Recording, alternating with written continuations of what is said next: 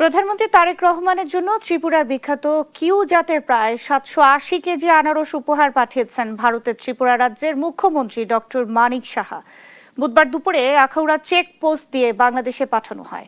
উপহার গ্রহণ করতে আখাউড়া চেকপোস্টে 0 পয়েন্টে উপস্থিত ছিলেন চট্টগ্রামের সহকারী ভারতীয় হাই কমিশনের অ্যাসিস্ট্যান্ট কনসুলার অফিসার পঙ্কজ জ্যোতি দাস।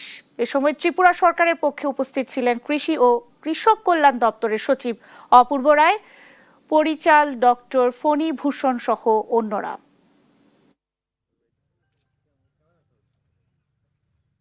দেশের মধ্যে বিশেষ করে আমাদের রাজ্য সরকার, ত্রিপুরা রাজ্য সরকারের পক্ষ থেকে প্রতি বছরই এরকম আমরা উপহার স্বরূপ আমরা দিয়ে থাকি আনারস। এবারে আমরা 100 প্যাকেট আনারস আমরা পাঠাচ্ছি। আমরা কিছুদিন আগে আমরা এই বাংলাদেশ সরকারের পক্ষ থেকে আমাদের এখানে আম পাঠানো হয়েছিল, আমরা এটা পেয়েছি, সেই জন্য আমরা ধন্যবাদ জানাচ্ছি।